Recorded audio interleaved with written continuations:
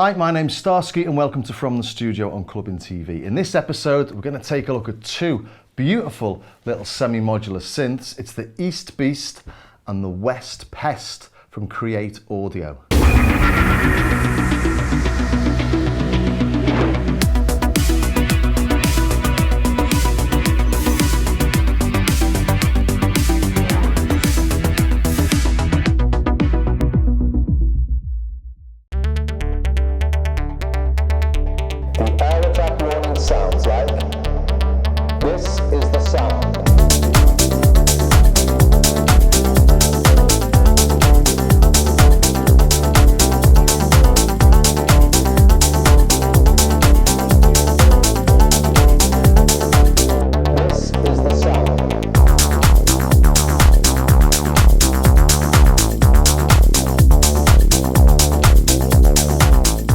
Why are they called the East Beast and the West Pest? Well, it's got nothing to do with the USA versus Russia. Back in the 80s, that was Two Tribes by Frankie Goes to Hollywood, and the video had Brezhnev, I think it was, he was the president of Russia at the time, having a big old scrap with Ronald Reagan in a sort of fight club type thing. Quite funny. But yeah, any excuse to use that Two Tribes bass line, really nice. But it's not East versus West, it's East Coast versus West Coast. So a tiny little bit of synth history coming up. The East Beast uses subtractive synthesis as made famous by Dr. Bob Moog on the east coast of the United States in the 1960s and 1970s. The West Pest, on the other hand, is inspired by the work of Don Buchla in the 1960s and 1970s. And yes, you guessed it, he worked on the west coast of the United States of America. And this isn't subtractive synthesis, this takes waveforms and does crazy sciencey things to them to add harmonics. I told you this was going to be a little bit of a lesson. So there you go, East Coast versus West Coast, but what does that actually mean? Let's plug them in and find out. So here they are set up with a similar tone on each. I say similar, they approach it in completely different ways, so they sound nothing alike. That's just a simple bass sound using a sawtooth oscillator. Do the same on the West Pest. You can hear it sounds completely different, and that's because we've got this wave folder thing here. And that's quite an odd thing actually. If I put it onto a sine wave, you can see we've got lots of different waves that we can use on this. A sine wave's just like a flute sound. Actually, that really deep bass that you get from an 808 is just a sine.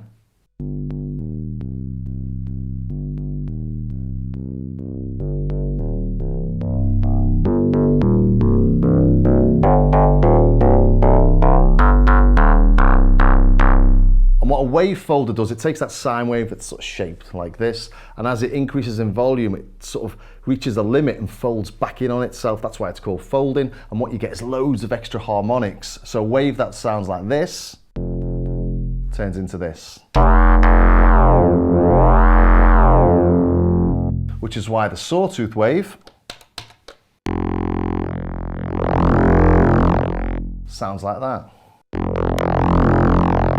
Because actually, it's not a sawtooth wave, it's just a crazy looking thing in the end.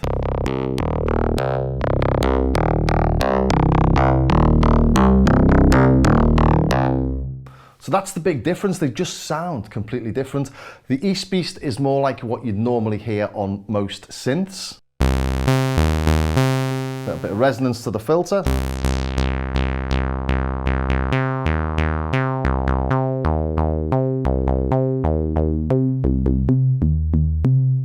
Very familiar, and you do things like pulse width modulation on this.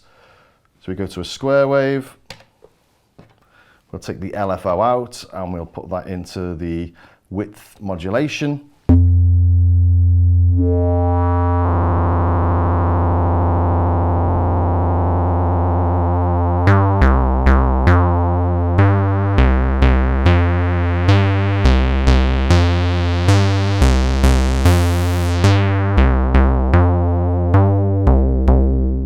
So again, all those great big fat juicy analog tones you're used to. The West Pest, on the other hand, is a little bit more plucky.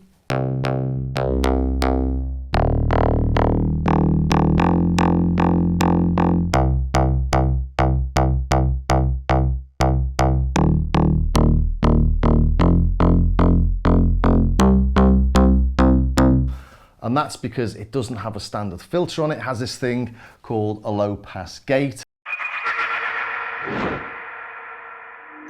Without getting too complex and getting the science guy in again, it's a bit like having an envelope and a filter in one. And as the envelope closes, so as it gets quieter, the filter reduces as well. And if I turn the resonance up on this, you can sort of hear that happening. And we've got very limited control, not like an ADSO. You've got an attack, a decay stage, sustain level, and then the release like you get on the East Beast and pretty much every other synth you've ever heard of.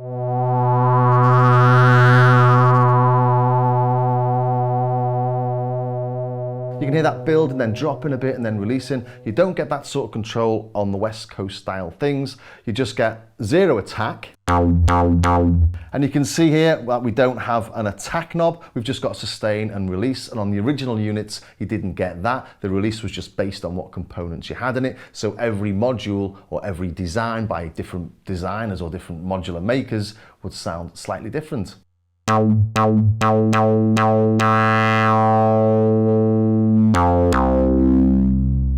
But Create Audio say this is inspired by a low pass gate. It's not the same because we do have access to the sustain and to the release.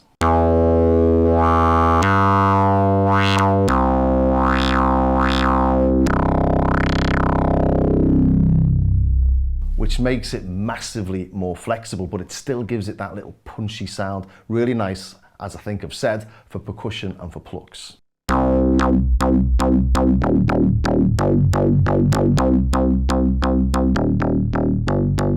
So really tough, really hard sounding things or nice gentle plucks.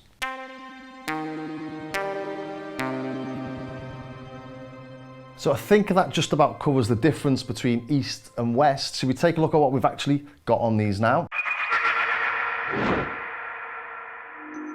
They've both got similar functionality, but as we've just seen, the synth engines are different.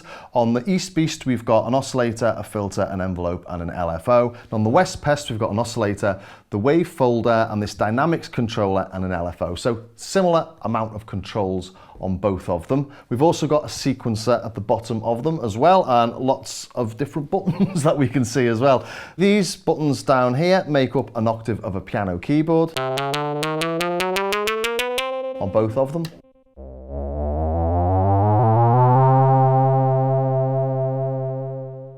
And these have all got multi-functions. If we look at the West Pest, we can see we've got yellow and white labeling on each of the buttons, or on most of the buttons at least. And on the bottom left, we've got these two buttons that access the white or the yellow functions. So this one here is the white function. So click on this. It gives us a random oscillator when we play something.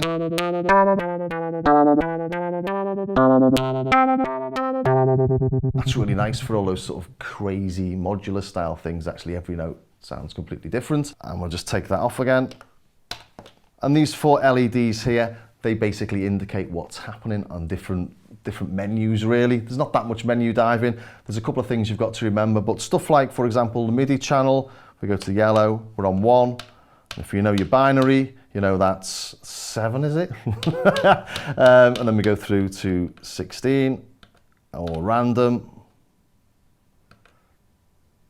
or channel 1 again. And they both do similar things, almost identical actually. On the East Beast, however, we do have different filter types.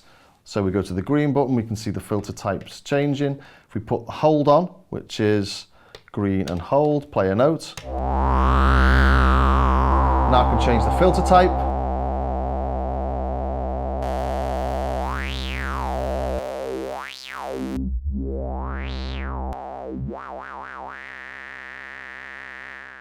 And of course you can't do that on the West Pest because it hasn't got a filter. But they're both really, really easy to use. They've got quite an original, unique sequencer on this. Let's take a look at that. And we go into sequencer mode by hitting yellow and sequencer, which is this button here. As soon as you press something, it starts recording. You can put in rests.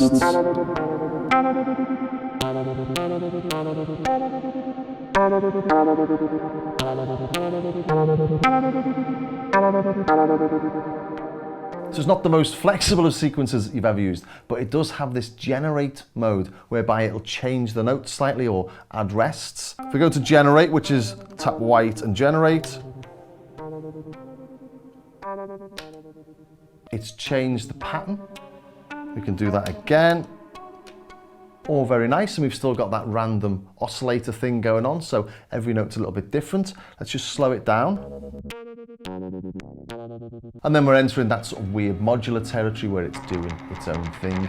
A couple of weeks ago I demoed the microcosm from Hologram, and that's great for adding to this because that does its own thing as well. So the two things just start to create really nice generative things that just sort of never repeat, just carry on forever.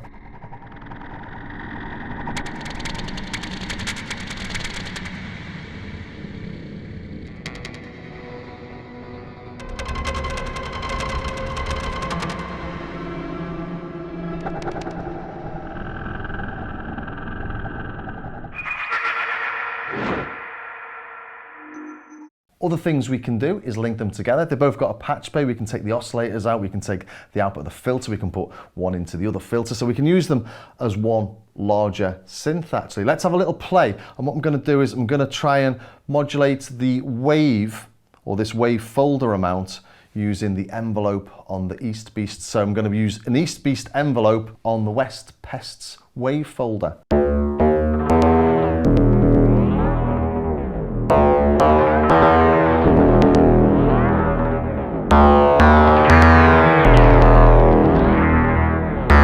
That was my really rubbish take on West End Girls by the Pet Shop Boys, East End Boys, West End Girls, East and West. Sorry, but everything seems to be back in the 80s when they were mentioning East and West together in pop songs. Anyway, what are my final thoughts on this?